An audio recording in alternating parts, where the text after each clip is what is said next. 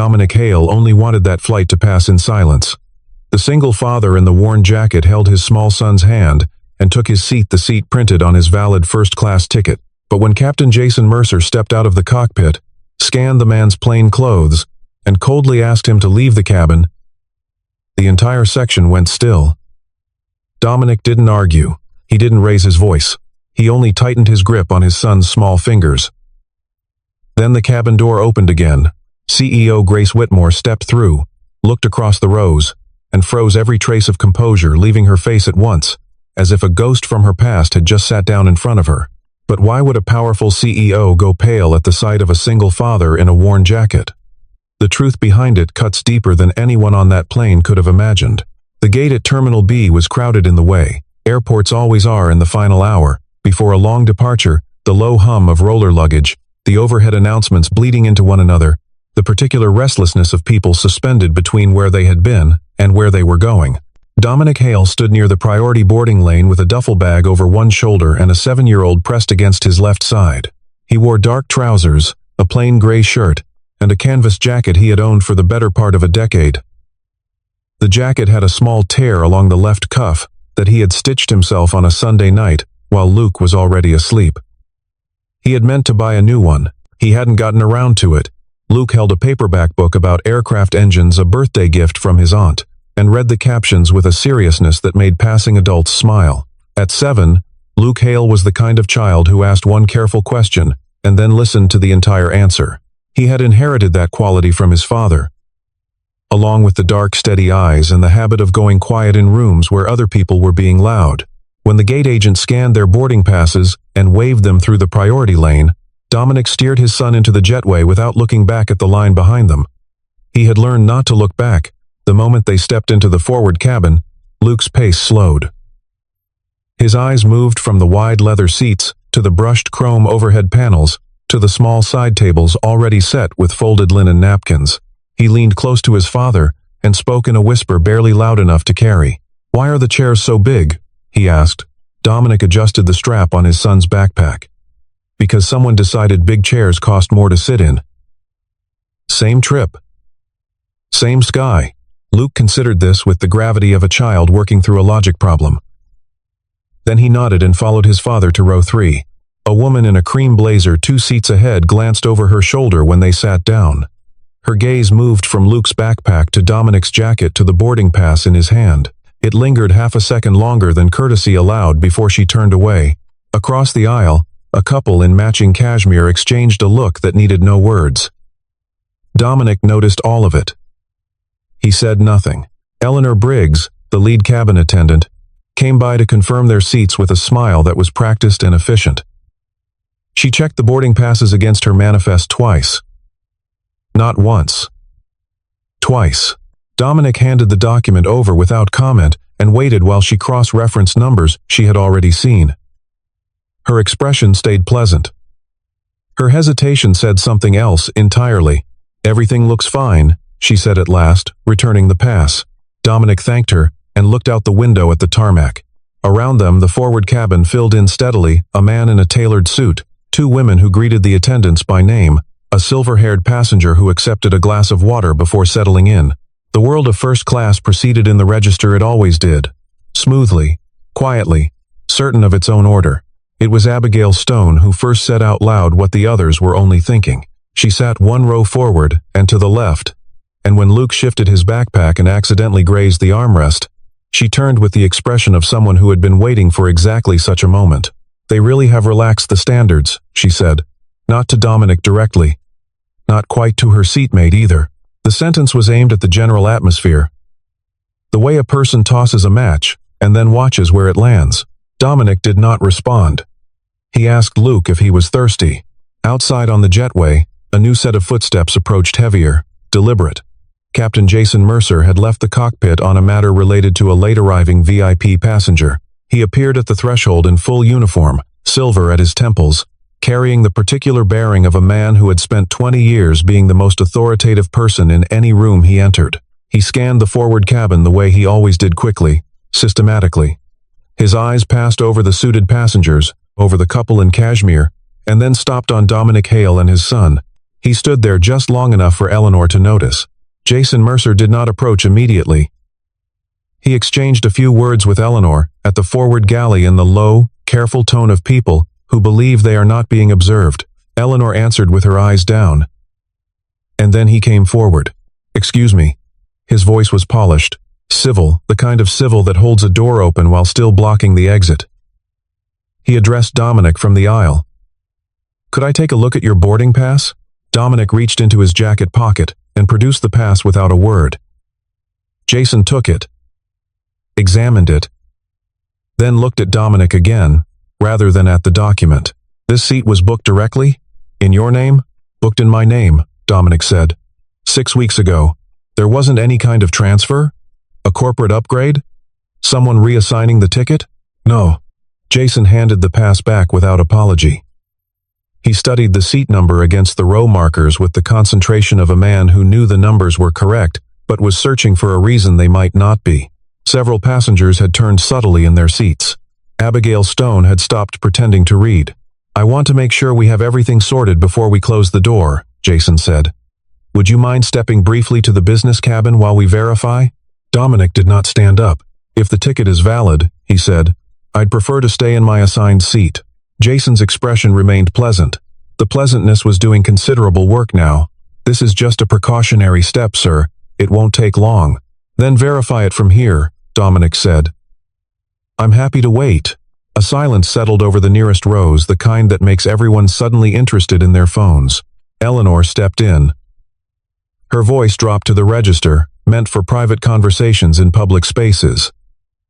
"Mr.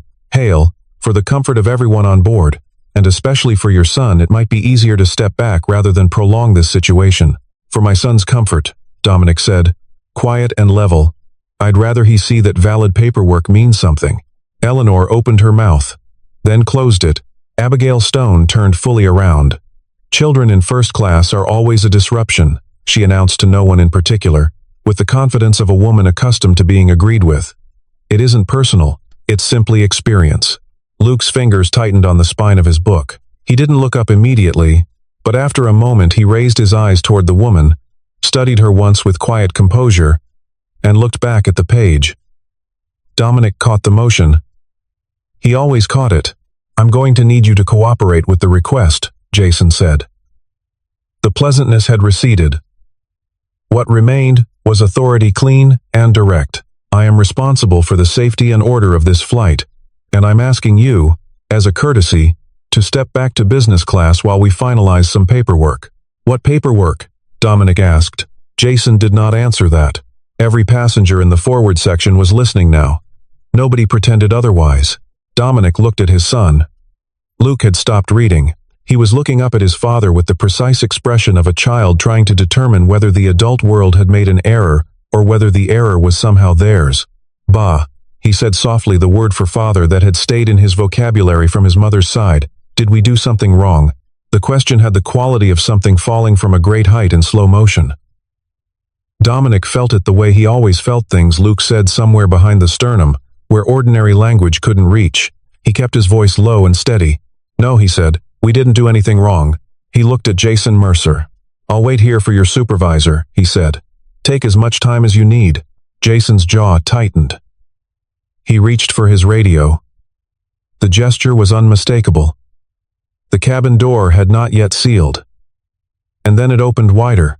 Dominic had spent years learning the discipline of stillness. It was not something he had been born with. It was carved out of him the way weather carves stone, slowly and without announcement. After his wife died, after the months of adjusting to a silence in the apartment that seemed to have weight and temperature, he had discovered that stillness was not the absence of feeling, but the decision not to perform it in front of people who had no right to it. He sat in row 3 with his hands in his lap while Jason spoke into his radio at the forward galley. Luke had put the book down and was watching his father with the attentiveness of a child who has learned that his father's expression is a more reliable instrument than anything the surrounding adults might say. Dominic thought of a night 3 years earlier, a month after the funeral, when Luke had crawled into his bed and asked, simply, "Are we going to be okay?" Dominic had been 31, newly out of steady work, with $1,100 in savings, and a child who needed new shoes. He had said yes. He had meant it. He had understood in that moment that certainty is sometimes a decision rather than a condition. That same certainty sat in him now. He was in the right seat. He had the right ticket. He had done nothing to warrant removal. These were facts. And he had learned that facts, held with enough patience, eventually became visible to everyone. Eleanor returned and crouched slightly in the aisle. "Mr. Hale, nobody is accusing you of anything. We simply want to resolve this quickly." He looked at her. "You've confirmed the ticket is valid." "Yes. I haven't been disruptive." "No. My son has been quiet." She said nothing.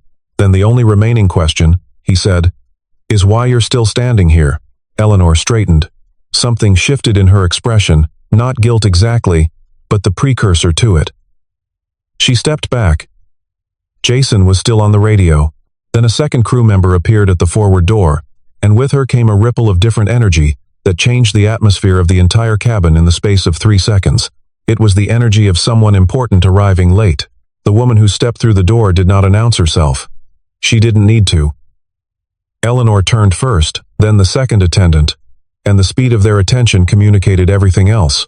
Grace Whitmore traveled the way powerful people do when they have accepted that a certain amount of visibility is unavoidable, but have decided to minimize what can be minimized. She carried a slim leather portfolio, wore a charcoal suit that was elegant without effort, and moved through the corridor with the focused efficiency of someone for whom being the last to arrive is still being on time. She was 32. She had the composed, load-bearing expression of someone who had been responsible for a great deal for a long time. Jason Mercer left the galley immediately. The radio went into his pocket. He moved toward the door with a smile that had recalibrated itself from official to gracious in the course of about 4 steps. "Miss Whitmore," he said, "welcome aboard. We apologize for the slight departure delay." Grace was not looking at him. She had entered the cabin, registered the unusual stillness of the forward section with a single sweep of her gaze, and then her eyes had reached row 3, and she stopped. Not paused. Stopped the way a person stops when a name they have almost remembered for years suddenly surfaces, and the entire body goes quiet around it. The portfolio was still in her hand. Her weight had shifted slightly forward, and then stilled completely. She was looking at the man in the canvas jacket the way you look at something you once knew better than your own reflection. Then lost entirely. Then found without warning in the most ordinary of places. Dominic had seen her the moment the door opened. He had not moved. His hand rested on Luke's shoulder, and he kept it there steady, while the recognition moved through him in a different register than it moved through Grace. Quieter, older, already accustomed to the weight of things that had never been resolved. "Miss Whitmore?" Jason repeated, the smile holding but thinning. Grace did not look at him. For a moment there was nothing in the forward cabin but the recycled air and the sound of the jetway retracting outside. Then, in a voice almost too small for the woman who owned it, she said one word. "Dominic?" The cabin did not react audibly, but every person in the first 4 rows felt the atmosphere change in a way that had nothing to do with altitude. Luke looked up at his father. Dominic looked at Grace Whitmore, and for the first time since the confrontation had begun, Jason Mercer appeared to be the least important person in the room. Grace crossed the aisle. Not with the composed stride of a CEO moving through a boardroom, but with something more unguarded, a tentative step, then another. As if the floor between them might give way, she stopped at the row.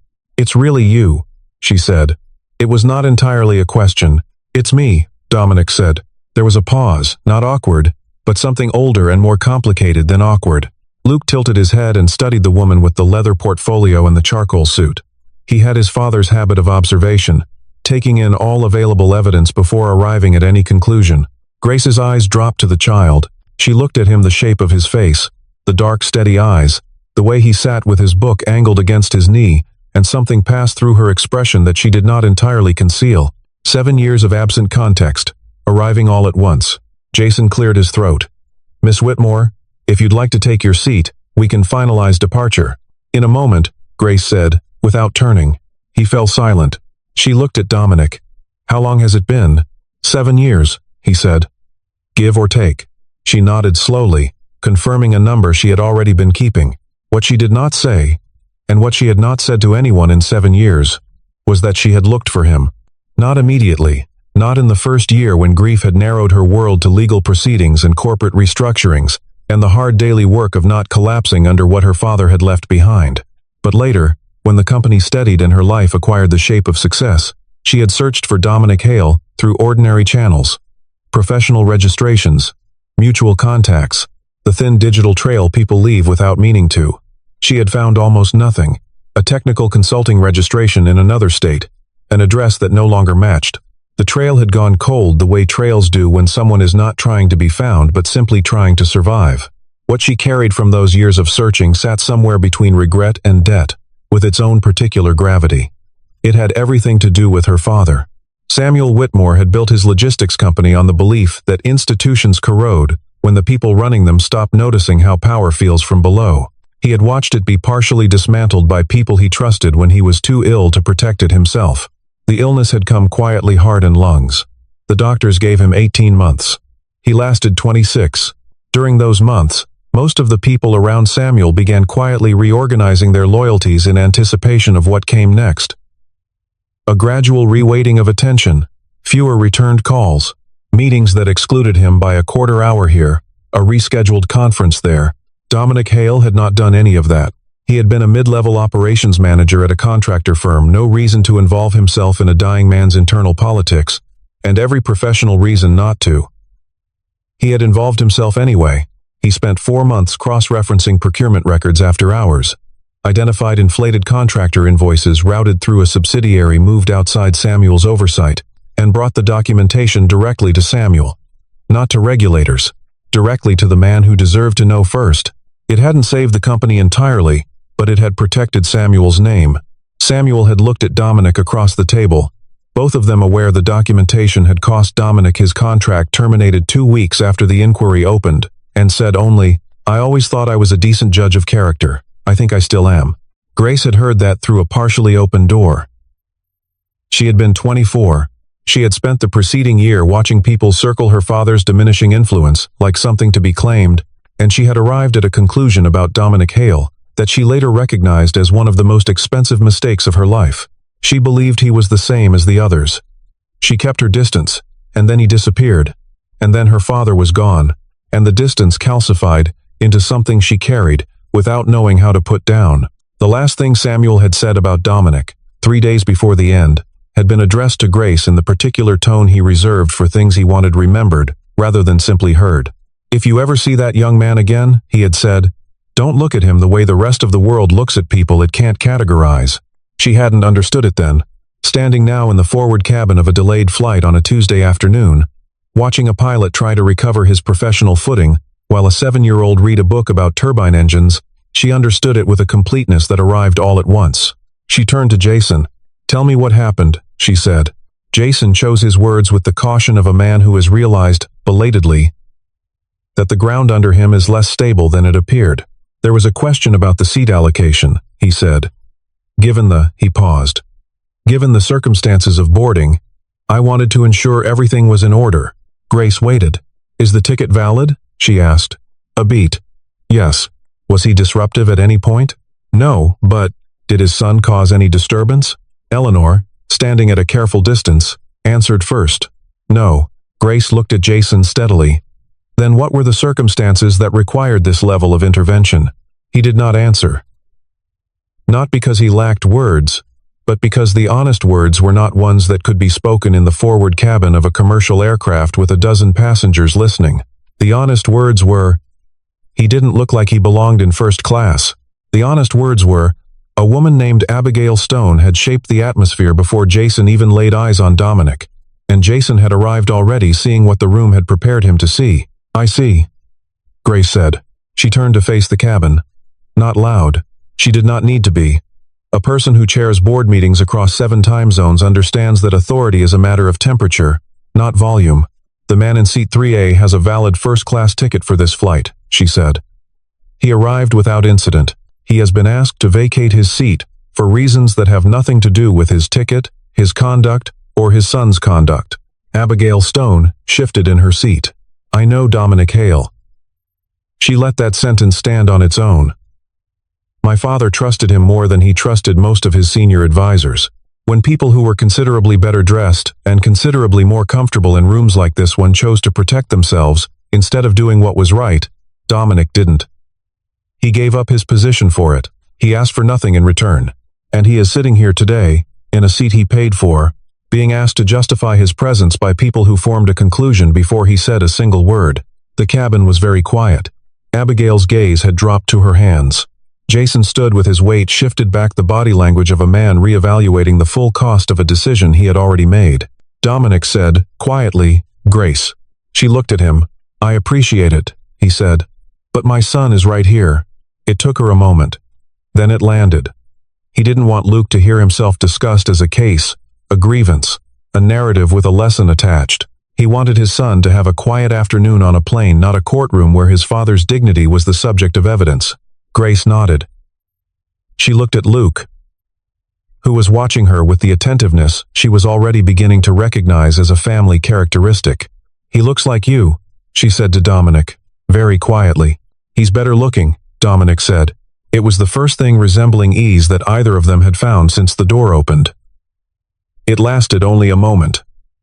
But a moment, Grace had learned, was sometimes the thing that held everything else up. She turned back to Jason. The ease was gone from her face. "We'll speak before pushback," she said. He nodded, once, and without argument. Before the door was sealed and the safety announcements began, Grace took the seat directly across the aisle from Dominic. Eleanor had withdrawn to the forward galley. Jason was occupied. The cabin was settling into the self-containment of passengers preparing for flight. It was not private, exactly, but it was the closest thing available. "I owe you an apology," Grace said. "You don't have to. I owe you one from before today," she said. "And one from today. I'd like to give you both." He was quiet. "Before," she said, "I treated you like someone who had a reason to be near my father that wasn't about my father. I was suspicious of everyone after his company started struggling, including you, especially you, maybe, because you were younger and didn't come with a title." She paused. "That was wrong. I knew it eventually. I didn't have a way to tell you." Dominic looked at the window for a moment. "You were protecting him," he said. "You had reason to. Some of the people I worked alongside were exactly who you suspected me of being, but not you." "No," he said. "Not me." "Why did you leave?" she asked. It was the question she had carried longest, because it had the most possible answers, and she had spent years trying to decide which one to live with. He was quiet for a moment. When he spoke, his voice was level in the way of someone recounting facts rather than narrating a loss. "The inquiry found its way into my employment record," he said.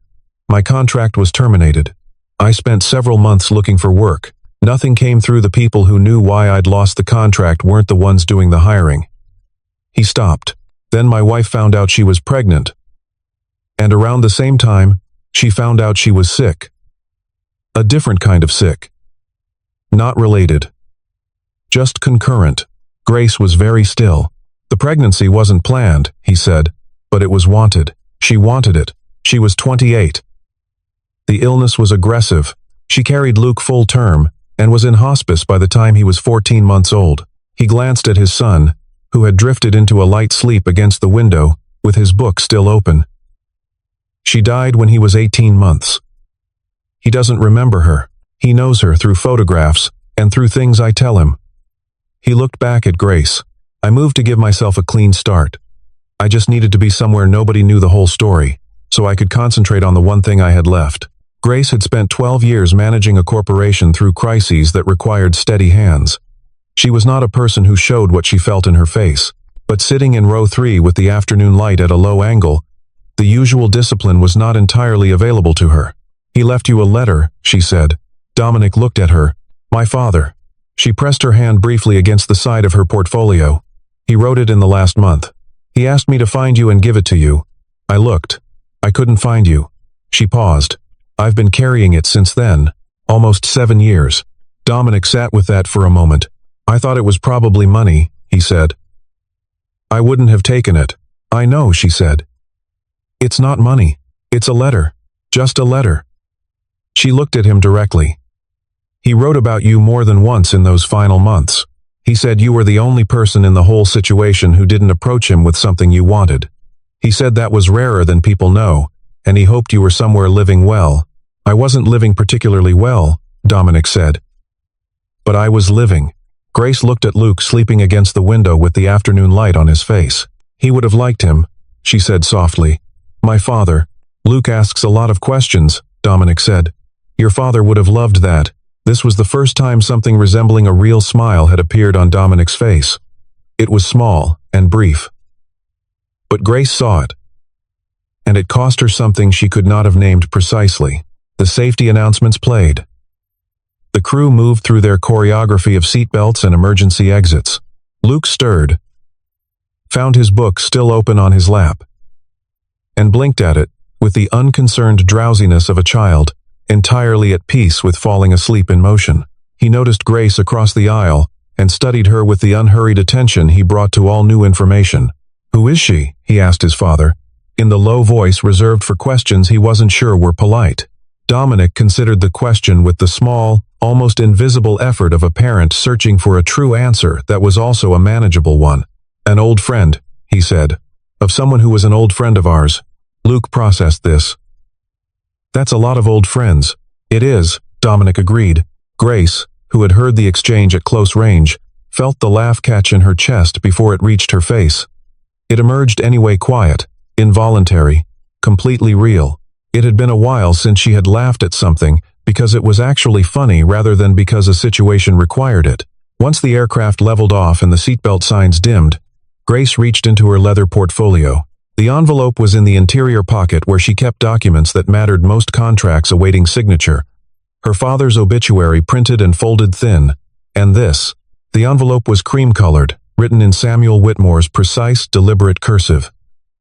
The paper had softened with years of being carried. She had opened it once, on the flight back from the city where her father had died, and resealed it carefully, trying to return it to the state it had been in before she changed it. She walked across the aisle and placed it in Dominic's hands. He looked at it for a moment before opening it. Then he unfolded the single page. Samuel Whitmore's handwriting was the handwriting of a man who had learned penmanship in an era when it was still considered a discipline. Each letter was clear and unhurried. Every word was given its space. The letter said that in the course of a long career, Samuel had misjudged many people and been misjudged in return, and he had learned to hold both kinds of error with equal honesty. It said that what Dominic had done had not saved the company, but it had meant that Samuel Whitmore was able to face his final months without the particular bitterness of believing that no one had chosen integrity when it cost them something real. It said that his daughter was strong in ways that sometimes looked like coldness, and Samuel hoped the world would be patient with her while she learned the difference. And it closed with this, that if Dominic ever found himself being looked at as though he did not belong somewhere he clearly belonged, Samuel hoped he would remember that belonging is not a permission granted by other people. It is something you already carry. Dominic read the letter once. Then he read it again. He folded it carefully and held it in both hands. Luke looked up from his book and saw his father's eyes. He said nothing. He reached over and placed his small hand over Dominic's fingers. Grace watched this and found that the language she had built her professional life upon, the language of analysis and strategy and precise calibration, had no adequate sentence for what she was looking at. A man who had sustained a great deal, sitting beside a child who had sustained a great deal, in the particular quietness of people who know each other's weight. She looked out the window at the clouds below. After a long moment she said, carefully, "He was right about you." Dominic looked up. "What he wrote," she said. "About carrying belonging as your own. He was right." Dominic said. "He was usually right about the things that mattered." "Yes," she said. "He was." After the meal service had been cleared, and the cabin had settled into the quiet of a long flight, Grace walked forward to the galley and asked Eleanor and Jason to speak with her. She spoke at a volume calibrated for the three of them. "What happened earlier," she said, "was not a procedural error." Jason said, with measured care, "Miss Whitmore, I acted in accordance with my responsibility to maintain order." "You acted on an assumption," she said. "The assumption that a man wearing a canvas jacket and carrying a duffel bag was probably not where he was supposed to be. That is not a safety protocol. That is a bias." And you compounded it by asking a 7-year-old's father to vacate his seat publicly, in front of that child. Eleanor was very still. Jason was quiet for a moment. I understand the concern. I need you to do more than understand it, Grace said. Before we land, I'd like you to speak with Mr. Hail directly, not as a procedural formality, as a person acknowledging that you looked at him, reached a conclusion you had no basis for, and acted on it. That's an unusual request, Jason said. It's an appropriate one, Grace said. His son is 7. Children remember what they watch adults do. If that boy sees a man in uniform, apologize because he was genuinely wrong, not procedurally wrong. Genuinely wrong that is worth more than anything else that happened on this flight. Eleanor went first, 30 minutes later, crouching at the end of the row with the composed expression of a professional performing a task outside her usual script. That she had known the ticket was valid and had allowed the situation to continue regardless. Dominic listened. He thanked her without irony. Jason came last, with the stiffer posture of a man for whom apology required visible effort. He stood in the aisle and looked at Dominic directly. I made a judgment that wasn't based on anything you did, he said. I was wrong. Dominic did not make it difficult for him. He did not prolong the discomfort, did not extract additional acknowledgement, did not narrate his own suffering. He said, the thing I'd ask you to take from this isn't about me. I'm an adult. I've been through this kind of thing before. He glanced at Luke, who was watching with the attentiveness he brought to everything. What's worth thinking about is what a child learns when the people in charge make decisions based on what a person looks like rather than what a person does. He's going to be looking at people in uniforms for the rest of his life. I'd like him to be able to trust them. Jason stood with that. He nodded. He walked back to the front of the aircraft. Luke leaned close to his father. Did he really mean it? I think he's still deciding, Dominic said. That's okay. It takes time sometimes. The descent announcement came 2 hours later. Luke had fallen asleep again, with his head tipped against his father's arm, and the aircraft book resting on his knee. Dominic sat with the letter still folded on the tray table. He hadn't put it back in the envelope. He wasn't ready to. Grace came back from the forward row and paused at his seat. Separate cars? She said. We have a cab arranged. The cab can be cancelled, she said, and then stopped herself. I'm not trying to insert myself into something I have no standing to be in. I thought it was a long ride into the city, and Luke was going to be tired, and I have more room than I need. Dominic looked at his sleeping son. He's going to ask you questions the whole drive, he said. Good, she said. I have answers. He cancelled the cab. On the way through the terminal, Luke walked between them without being asked to, carrying his backpack and his book, pointing at the planes visible through the glass walls with the running commentary of an enthusiast. He had observations about wing configuration and landing gear deployment that Grace absorbed with the genuine attentiveness of someone who finds information interesting regardless of its source. In the car, with the city accumulating outside the window, Grace and Dominic talked in the unhurried way of people who have already exchanged the most important things and are now working through the rest. He told her about the consulting work, small companies, mechanical systems, the kind of operational problems that were unglamorous and necessary, and paid enough to keep Luke in a good school and the apartment warm. He said he had found a rhythm. The rhythm had been enough. She told him about the company 12 years of rebuilding that had never been called rebuilding in any press release but had been exactly that. The hardest part had not been the business, but the persistent sense that she had learned what her father tried to teach her too late, to have the relationship with him that the knowledge would have allowed. I'm thinking about bringing someone in to work on culture, she said.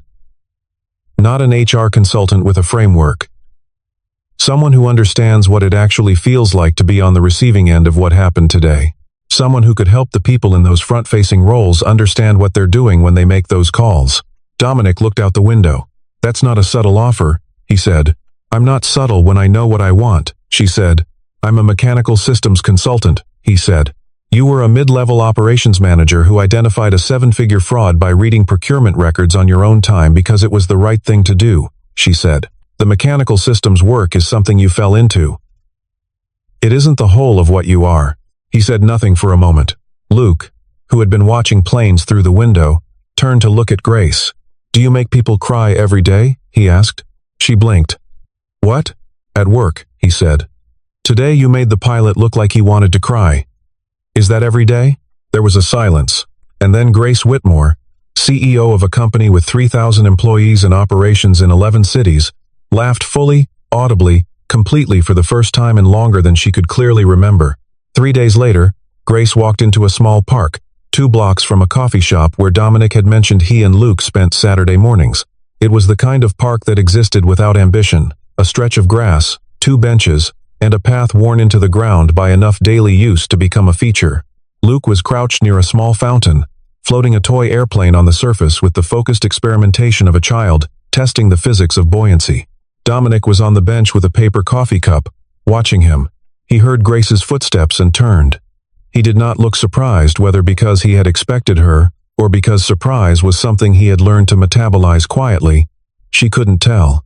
"I wasn't sure you'd actually come," he said. "I told you I would. People say things." She sat down. Not at the far end of the bench. In the middle. The city went about its business around them in the removed way of cities. Noise without direction. Motion without destination. "I read the letter again last night," she said. "My father's. I've read it many times over the years. But last night, I read it differently. How? Before, I was reading it as something he wrote for you. A message I was only the carrier for."